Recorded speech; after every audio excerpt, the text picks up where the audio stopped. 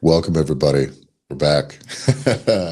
Welcome to Gym Owners Podcast. John and I are going to bring some, we're going to have a conversation today a little bit about pricing, comparative pricing, fixing yourself within your own market, all that type of stuff, fun stuff, but it really has a lot less to do with what's out there and a lot more about what you think about your own gym. John and I have run into this a lot, and if you hear some of our gym owner interviews, we've had guests on very often. When they get to set their prices, how do they do it? I looked around, the people around me kind of charge this much, so I charge about the same. That's kind of what most people do when they set pricing for their gyms. Does that sound about right, John? Oh, like almost 100% of the time. It's like, now, well, hey, how did you get your... I think there's value in assessing where your pricing fits in the market. That's not stupid. It's not stupid. Like, well, I can't be 10 times. Like, I get that.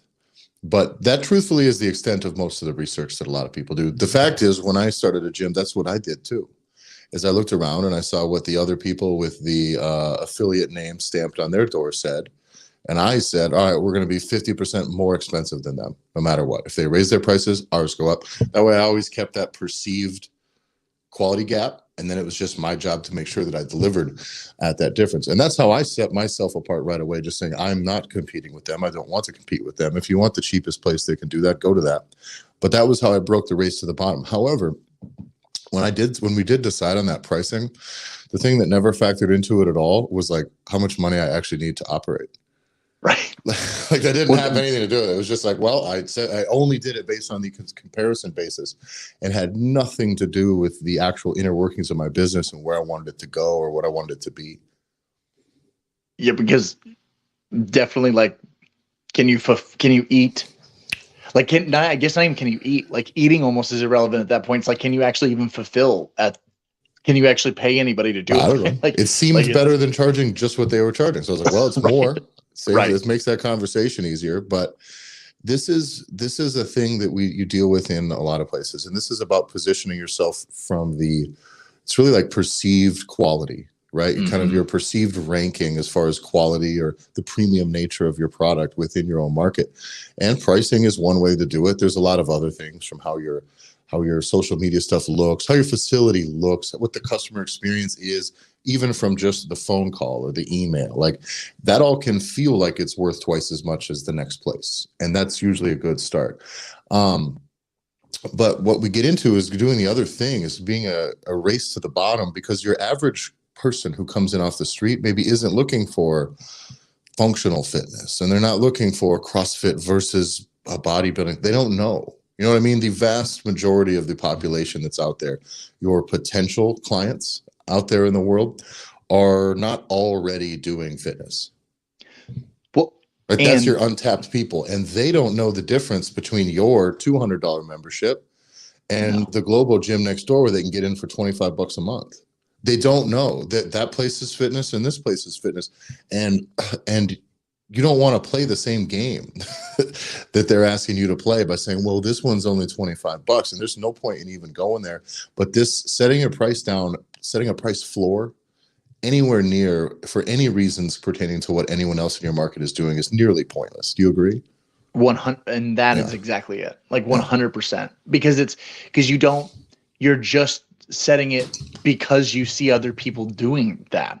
Yeah. In no other part of your life would you be like, all right, your neighbor needs help painting his fence. At no point would it be like, well, I'll paint half of this fence for free. And then that's a good idea, because then he'll want me to then continue the fence, and then he'll pay me. It's like, at no point in our lives does that equate. And for some reason within fitness, we started getting into this model where it's like, well, so-and-so, they're going to let me do this for free, or I can start for $1, or I can do this, or I can do that. And it's like, are you even bothering to look at all of what you're looking at, as far as like what the model is that you're looking at, and whether or not that even remotely equates to what you're doing? Well, and getting out of that thing, you have to look at what are your competitors selling? What are they saying they're selling? And what do your potential customers believe that those people are selling? So if they go to a place that's a 24-hour access gym, maybe no coaching, no nothing, right? And that's the place they're going to use to compare you, right? To try to hold your pricing. They're like, well, geez, why should I pay this much? Blah, blah, blah, blah, blah. Like, that's if that ever comes to be the case, like, you understand they're not selling what you're selling. Not even close, right? What they're selling is access to get into the place, access to the toilet, maybe a towel here and there, and then access to equipment. And that's it. They're essentially renting the right to use that equipment for a month for that price. And this is just it's a very different thing. So we need to make sure that all of your messaging, everything you build in your packages, is the opposite of that. And that's where it gets tricky when we get into, even though it's group fitness and coaching, it still feels like a catch-all. It still feels like just a workout thing. And what we're really selling is the experience. We're selling expertise. We're selling a journey. The real thing you're selling is results. That's what they're there. They don't come to you to have fun. Having fun is a nice byproduct, but they came to you because they want results and they want to feel better. So we need to really package our stuff around that. And if you deliver premium, top-notch, platinum level results, you can charge real deal prices. But you have to build your system to accommodate that. And unless you're able to do, what were some of the numbers we were looking at on a lot of these global gym models, John? Oh yeah, it was something crazy. It was like, if you looked on, it was on average, Planet Fitness, right, is the example. Like, on average, you can look at one of their gyms, and for them to operate, they have to have 10 times the number of like clients on their books in order for them to even be profitable. So the only way it works for them is if 1 out of every 10 people that they convince to sign up ever shows up. Oh, it's like part of the model. It's the idea is like, the only reason why they can continue to charge for as little as that they do is that they are banking on the fact that you're not going to show up. Mm-hmm. So they need 90%. You know what I mean? They need something like 90 or 85% of their clientele not to use their facilities ever. And it just subsidizes like the few folks that actually do show up. And the price is so small that it's not supposed to hurt. It's supposed to be not noticeable. Yeah. You know, but could you imagine now? I mean, it's already rough enough if you're only selling monthly gym memberships for fitness, for group fitness, things like that. If that's your only program, it's already rough going through all the steps it takes to get a person to your front door, right? To a person in your inbox, person wanting your help, a person who found you, wants you, has the need, and is ready to start. That's a lot of big steps, right, for that person to take to get there.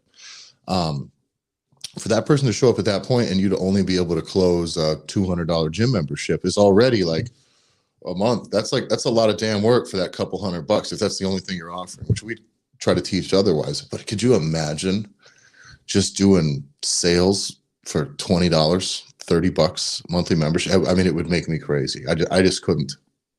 there's no way. There's no way. And that's why, like, you go into those places, it's not like they're stacked with sales people. No, it's like the price needs to sell the thing. It's like, it's super inexpensive. Like, it's buy it. Yeah. And we've talked in the past that what we need is people give the opportunity to invest in themselves, and that level of commitment, what you're offering in your gym versus the global gym one size fits all fitness model is an opportunity to commit further to themselves, right? For the client. It's an opportunity to invest in themselves. People want that opportunity. They need the opportunity, and that's what they're there to do. And if someone's coming there and the first thing that they're saying when they're finally taking this moment to invest in themselves, and the first thing they say is, wow, I really wish this was $40 instead of $400. It's like, well, okay, well, that already says a lot about where they're at with this. Right. And it already is that is the big thing and not this thing. And everybody's financial situations are different, but that does mean that is the primary factor in their decision making, which is probably going to keep them getting the same results that they've always got. And you don't have to take a hard line in this when you're communicating it to people, but that's what you need to know that for your own psychology as you're selling this stuff, as you're selling your packages, and then you're putting it together, that not all these people are going to be your people. And some of them just aren't ready yet. Some of them need to learn this lesson and go spend a couple years in a $30 gym and not show up and not have anyone accountable for them, and not have any sense of community, and not have anybody in their corner, not having anybody touching base with them, not having any group gatherings, not getting into a whole new community full of people with similar like-minded goals. And like, that's the pieces it takes to create an entire ecosystem for like success in fitness, and being around people would make healthy decisions and talk. You're not going to get that. So they just kind of need to know what's down that other path first. You can convince them into your place, but to be honest, if a guy's looking for a $20 gym membership, He's never going to be yours until he's not that guy anymore. Yeah, and it's your pricing should do a lot of the groundwork for you, to where it's either repelling or attracting the right people. And then how you can then package, once you know someone's walked through the door, they know this is not equipment rental. They know that this is not just like an open gym only thing. They realize like coach, accountability, like you've made it abundantly clear.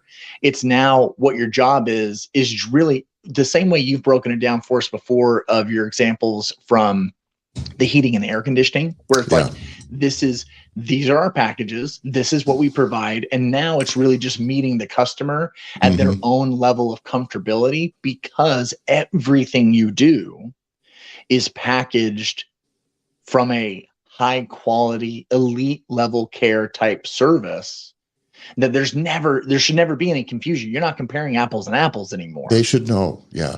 And there's an interest, and this isn't, and it's, by the way, it's not like these people are beneath you or anything. It's just, they're not ready. It's not their thing. It's not in their budget. And that's okay. If you sell cars, you have a used car lot and people come through and you don't have anything cheaper than $5,000 and their budget's $3,000, they're just not going to buy. They're not going to say, well, fuck you and your fucking expense. It's like, you know what I mean? Like, this is what I have. I'm sorry, I don't have anything that fits, and that's okay. And that's the way it is. And we always think as gym owners and coaches are actually very rarely, what's the word?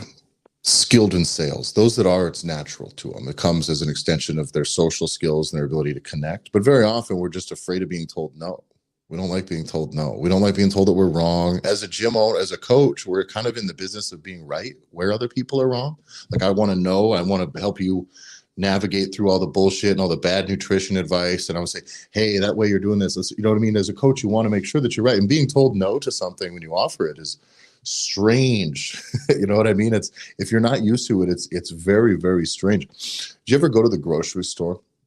And I always ask you if you have the rewards card, if you would like to sign up for the rewards card today.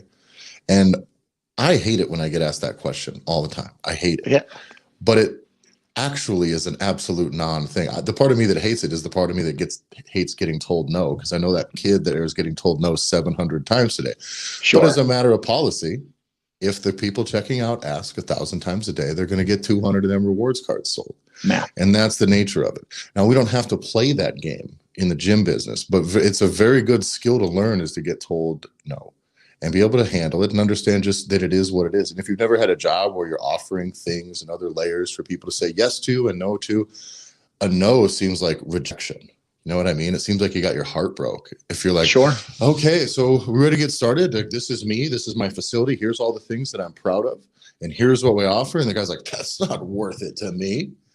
Like, yeah, right. But we have to get over that. And that has to become, by the way, we're not in the business of getting told no all the time.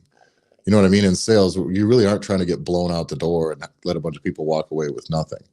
But you do have to get over your fear of being told no and the fear of rejection, because then when you're presenting these things, this is what it is. Here we go. Take it or leave it. Well, because it's all about the core or the crux of what we're talking about is just it's mindset shift across a lot of different pieces of this. But on this specifically, it's not everyone's going to say yes. No.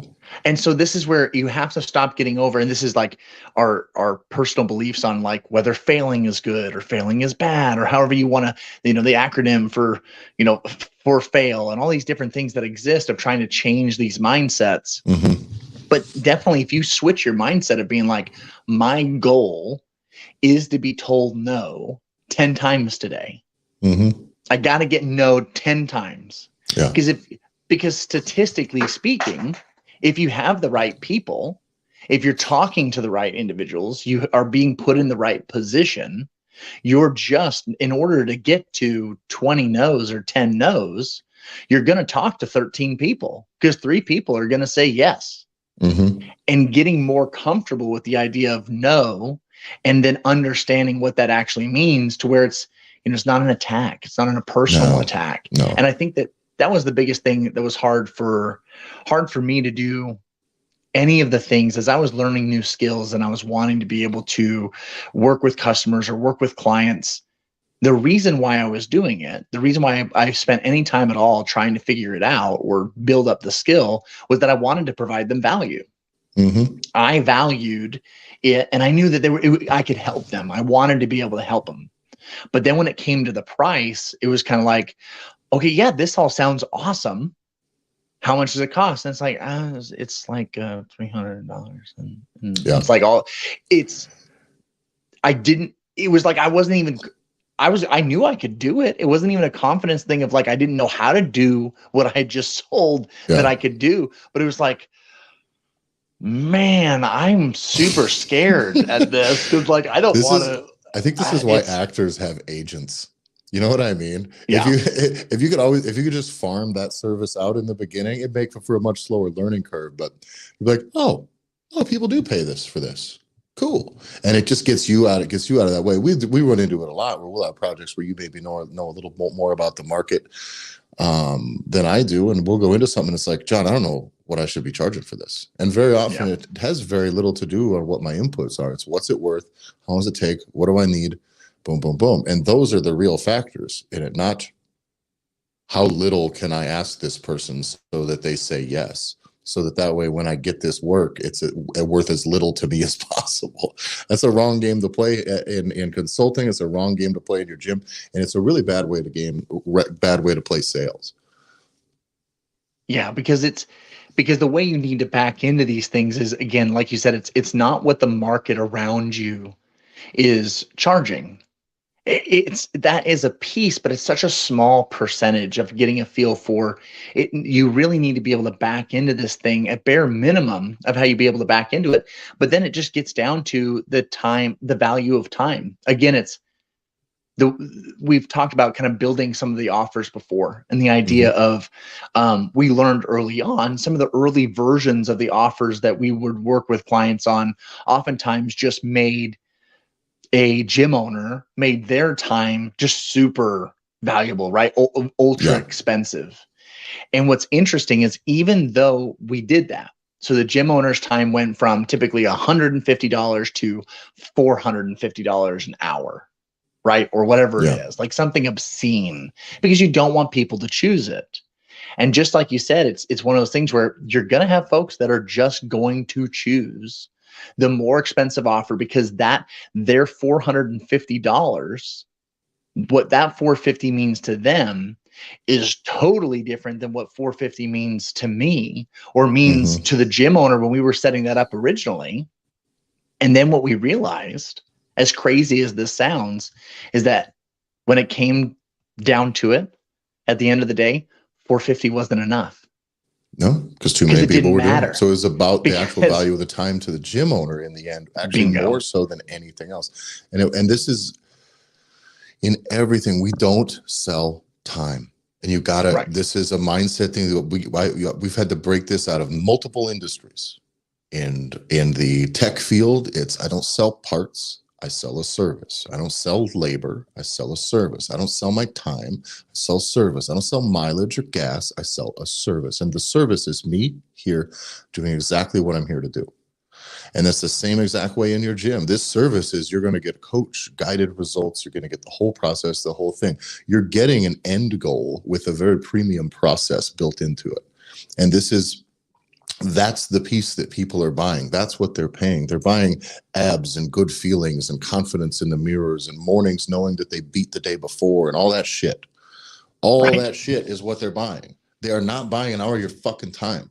And the problem is, the reason they think they do that is because that's what you think. As a gym owner, you think that they're buying an hour of your time. So that's exactly what they think, because that's what you sold them. And if I could just rip that out of everybody's damn head right now, it would be the best thing I ever did for you. I promise you, don't sell time. No, because as soon as you do that, it's no longer it cannot be about results. It no longer can be about the offers that you're putting together, because it's now like the most tangible thing that can then just be quantified and then taken away. And again, you're not just an hour's worth of work, and everything that you do is not just an hour's worth of work. If you cannot get past the idea that you want to be able to give people the opportunity, and it comes down to sales, of how you feel about sales. And the most common thing is that sales is a 4-letter word. Yeah. It's negatively thought about, and you have to start switching your mindset that selling is serving. Yeah. It truly is. And it really is offering, not selling. Right. We're gonna, by the way, we're gonna muck that language up a million times over, because we'll talk sales this, but it really is, for those that are afraid of sales, it's not sales. You built a good offer. Now you're presenting an offer. You're not selling them on anything. There's not some, okay, so you want to go with it? Like, it's not, it just isn't that. You tell them exactly what it is, and then you let them ask any questions pertaining to the option that they're most interested in. And from there, you navigate from there. You don't got to do all the talking. It's just, this isn't the slimy thing that people are afraid of it. It's just, I don't know. I don't understand it. But I want to go back to the selling time thing too. I had a conversation with somebody about this. I think this was about camera work or something here this last weekend. And he was like, well, it's kind of expensive. This guy was charging like $65 an hour. Like, that's a pretty good living, $65. And I was like, well, if you're going to hire a videographer for $65 an hour, hire 10 of them. Great. You know what I mean? For sure. Yeah. But the thing I try to explain to somebody is like, well, there was a time when $20 an hour was a good job. If you had $20 an hour, you worked 40 hours a week. That's what, $800 a week, right? Mm-hmm. That's roughly $40,000 a year. That's okay, right? I don't know. Yeah. Like, there's times in my life where that would have been great, and there's times where that would have been a huge hit. So I don't really know, so and I don't know where things move as far as like, is that enough money to live on now? But I don't know. But I know that you're not going to go, the same person that's going to pay you, if you're working for somebody, it's going to pay you $20 an hour. It's probably never going to bump you up to 60. No. How are you going to quadruple your income if you're already you're exchanging time for money? They're never going to triple their output to you per hour. Never. They're just never going to do it. You can't do 3 times the work. You've already set up to fail by playing that game originally. Getting into that traditional arrangement of time for money or parts for money or whatever that is already a broken system. And it's going to keep you, at the very least, it's going to keep you in that lower tier, and you can make things work and you can live up to that ceiling. But then there's no going beyond that ceiling once you're stuck in that transactional, purely time for money relationship. And we all know, right, why the idea of like the locksmith that takes 10 hours to fix your lock. You're like, oh, okay, I got to pay him $200. Like, well, he was here for 10 hours.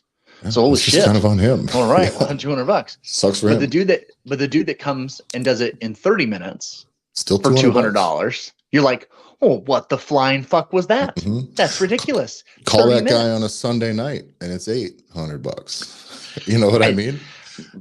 But the reality is that the one dude that took 10 hours that's the first lock he's ever done. And he may or may not have fucked your lock up pretty bad when he was trying to figure it out. Yeah. The dude that was $200 for 30 minutes has done it for 20 years. But for some reason, when it comes to the trade like that, it's like, well, I mean, he's got tons of experience. Like I know that it's going to get done. I know it's going to get done right. Where you have gym owners, it's like, we don't make that shift. Yeah. It's like, well, hold on. What about all the time that you're putting in? I do think, though, that mindset shift coincides, and I think that's why we kind of end up with gym owners in the same place at the same time, John. It's like a lot of the people that we've come across over the years they're at a point where they're not brand new, and if they are coming in, they're deliberately have been taking this to a place where they've been trying to treat their job or their career as craftsmen. Right.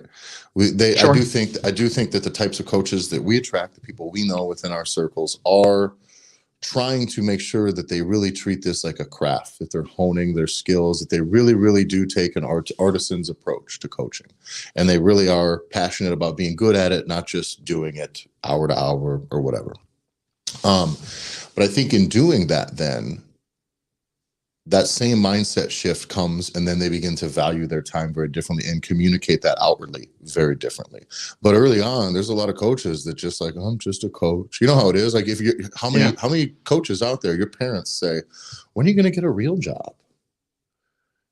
You know what I mean? We've talked to coaches like that who said this, like wondering if they still got to get another job, or like when are they going to go back to law school and this and that. Like, you've dealt with that pressure from family as you shift into the fitness industry. Like, is this the real thing? You can make a living doing this? Can you make a real living doing this? And so we kind of have like had to deal with that resistance psychologically the whole time until we grow out of it. But then you got to own it in yourself. You have to own this. I'm a craftsman. I am good. I do have years of experience. I am the 20-year locksmith.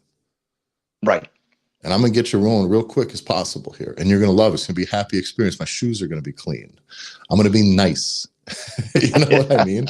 I'm going to pet your dog. I'm going to clean up after myself. Like, those are all the things that a person should confidently be able to carry into that interaction as the coach, as the gym owner, as your sales stuff. If you can't walk up and talk to somebody and have them understand that you really take this seriously, then yeah, you're going to have a hard time. You know, it's going to be tough. You're going to get told no. But once you realize that what you do has value, I do think that mindset shift makes it so easy, because then you're not selling. People are just picking up exactly what you're putting down. I go, I like this guy. It was real straightforward. Here's what he does. I like it. It showed through when he spoke to me. It was very, very, very obvious that he's professional, he's compassionate, that they really, really, really care. And they have some really sweet offers. I can't afford them all. I really would have loved this top thing, but you know what? I'm going to get right there somewhere in the middle. It's exactly what I can afford. And I really believe, after seeing how they put things together, that they can take me there.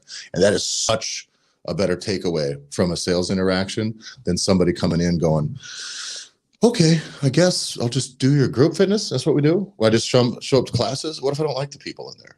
What if I don't? Right. What if I'm like a little bit self-conscious? I don't. Oh, then I just got to just go one-on-one. You know, it's a very different process when it's not presented professionally, you know? Yeah. And giving people the opportunity to be able to spend the money for the peace of mind.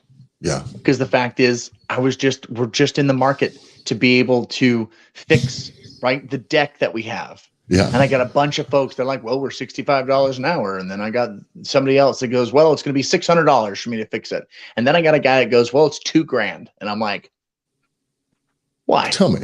Yeah. Why is it 2,000? Yeah. It's not that I'm spending $2,000. By the way, you weren't busting his balls. Not at all. I am. You were more worried about. I would have been more worried about the other two guys. $65. Like, I'm worried about the dude that only wants to. You're gonna do this for two. I'm all right.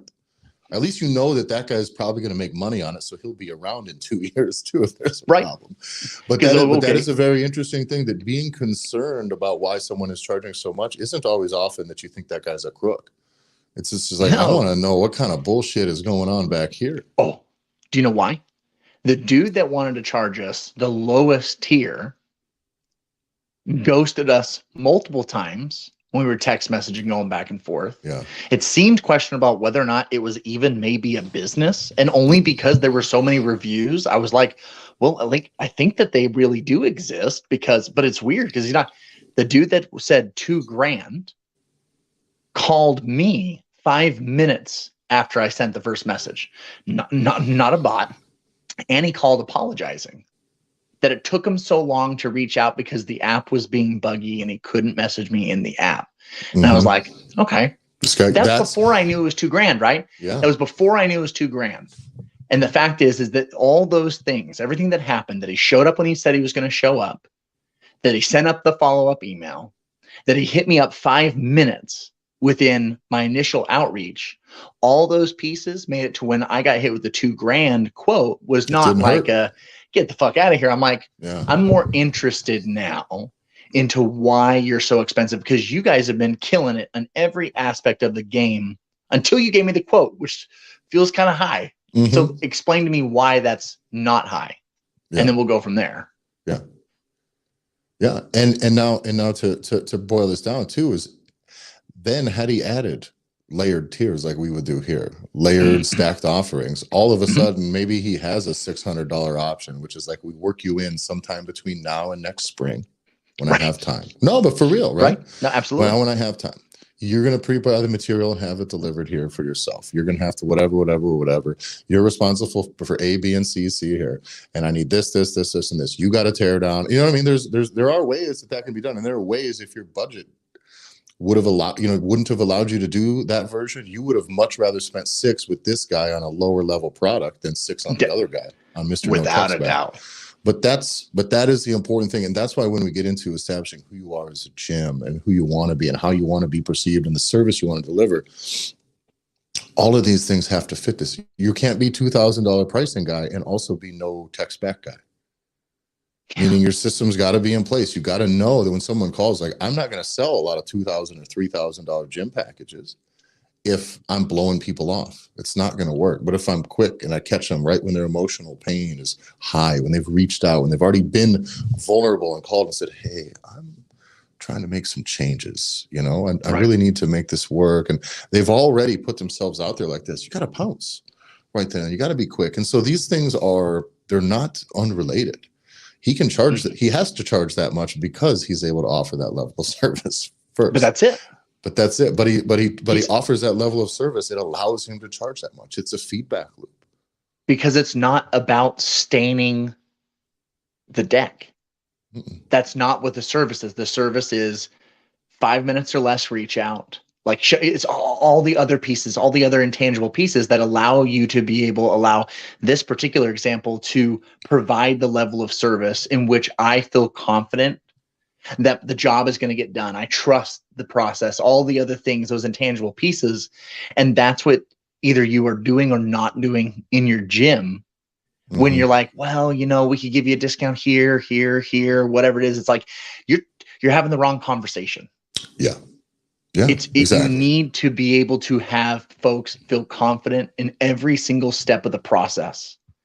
That then when the price hits them, it's not like it's like, I don't know, man, they've really been taking care of this and I'm feeling really good about this. And man, I really want to get this done. Yeah. Or they'll say, yeah, that makes sense.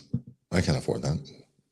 Right. What can I afford? And they'll go right down to there. And that's the point. We get to that plate. You guys have heard about the plate method and things like that. As you stack your offers, that's the important thing. Drive value.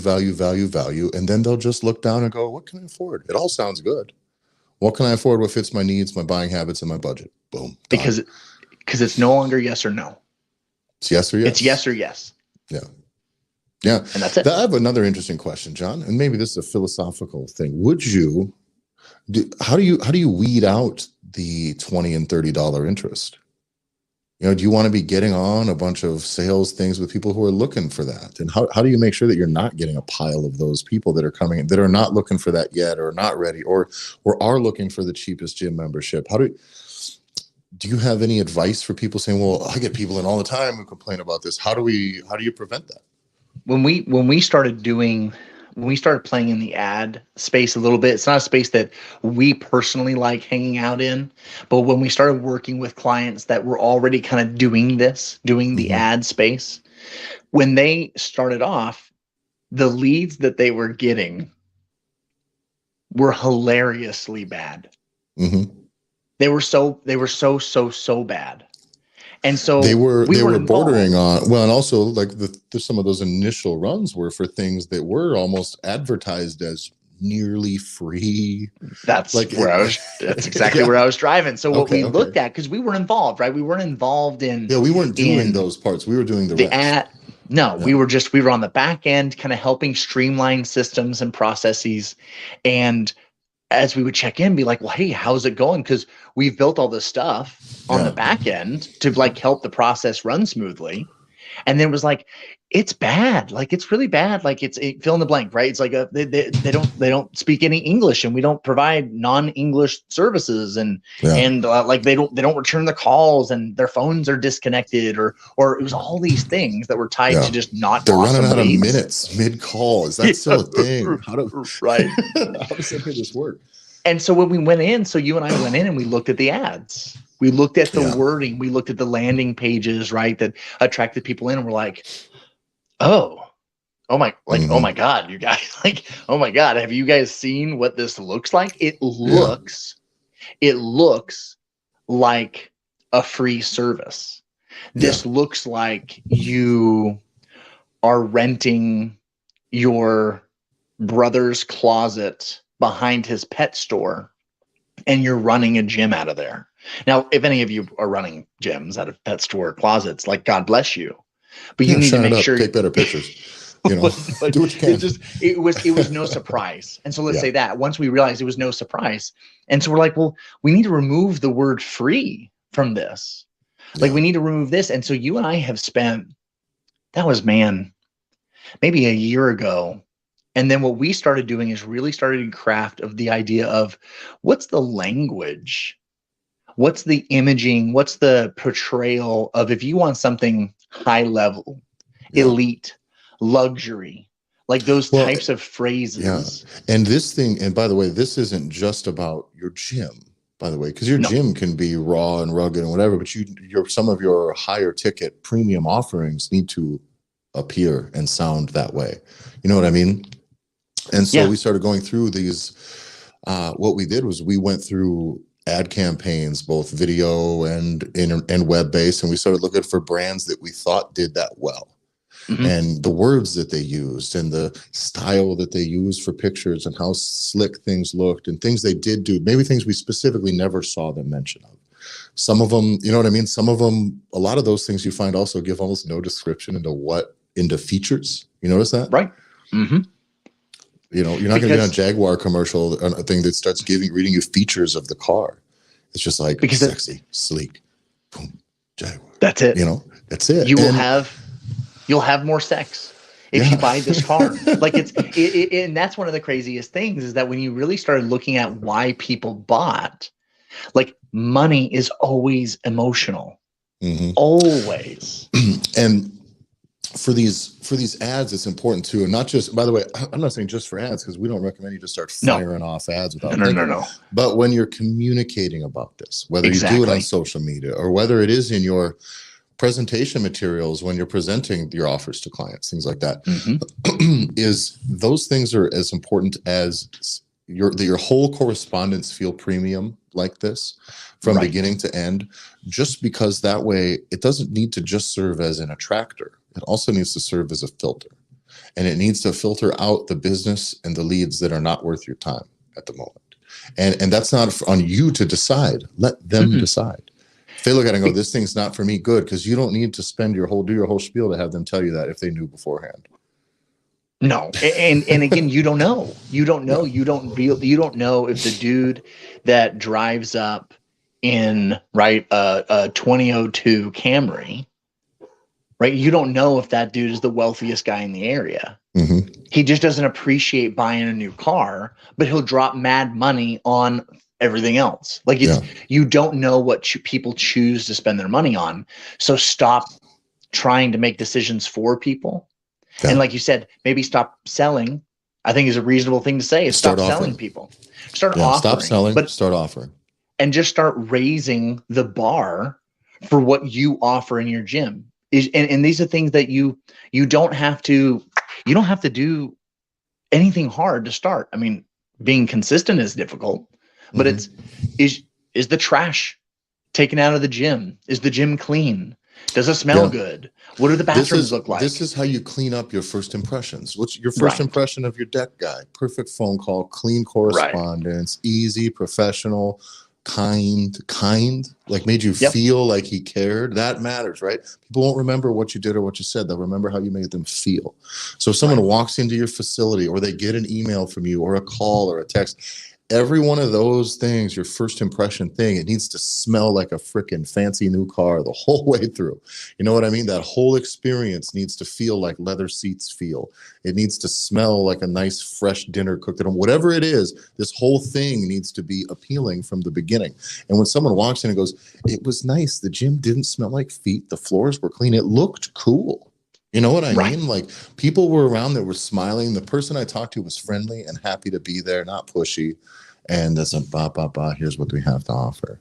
And that's all you got to do to then if someone walks in and go in this thing, $20 gym thing, and they walk in and they see all of the things that I just described to you, minus maybe the smell of a freshly cooked dinner. And then they see your offer. They just know that this is not aligned with what they came in here expecting. And then they're done. That's okay. That's just it. That makes it such an easy no. You're not getting told no because you embarrassed yourself. No, You're not getting told no because you were pushy and saying it was the wrong thing. Someone told you no because it didn't fit, which meant you can be proud. Like, this is what I offer, and it's not work for you. Great. But man, what a great way. They leave and they're telling everybody how that place was way too nice and way too fancy for me. And that's how you attract people who like nice and fancy things too. So it really, really works really well if you can just once you get that way, just be that way and be it loudly, and make sure you really do it deliberately, because you have to do it. Every single contact in the beginning has to represent that, because maybe your guy with the $600 deck could have done a great job and just had a bad couple days with his cell phone service. But boy, what does it look like to you? Fly by night operation, total scab, no idea the quality of work or how it's going to be, or if he's going to leave some half finished shit. Now the possibilities, the negative possibilities, are just spooling up in your mind. And we want to diffuse that as much as possible with, like, oh, they need comfort. They need to know it's going to be taken care of. They need to know when I come in here, I provide the work and the energy and the commitment, and these guys are going to help me get results. The results I've been wanting for a long fucking time. And the reason why we touch on the foundational stuff is so important. It's what you just said. It's, you need to do this all the time. So you need to really make sure that what you want your gym to be is who you are, like it's who you want to be. Because if you don't want to be that, if you're pretending to be something else, you will crash, you'll burn, you'll crash and burn on this. You can only fake it for so long. The term, like, fake it till you make it, will only get you so far. Yeah. Because the problem is that you're going to get too far into it, and all of a sudden you'll be like, I hate all of this. I can't fake this anymore. I hate it all. So you do need to make sure you do that front work and being like, this is who I want to be. This is who I want to attract. And then I'm going to double down on this particular thing all the way. I'm going to crank it to 11. And as long as you make sure that your pricing comes along with that, you can afford to laminate the sheets that you're going to put in front of people. You can afford to buy the nice folder. You can afford to buy them together on a real nice PDF, and you can present it on a nice jumbo iPad that just feels good in somebody's hand to hold. You know what I mean? Like that's a different thing.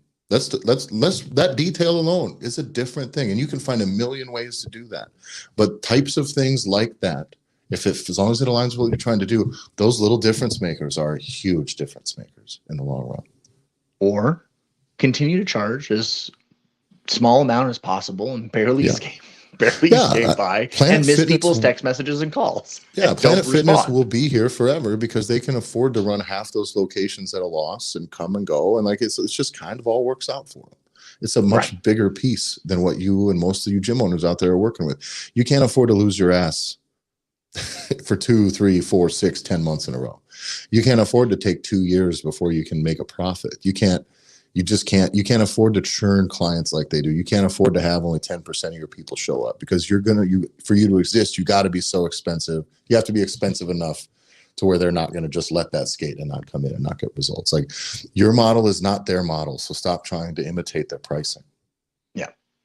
So to send everybody out, I think the takeaways here really is going to be, stop selling, stop being afraid of selling, and start offering.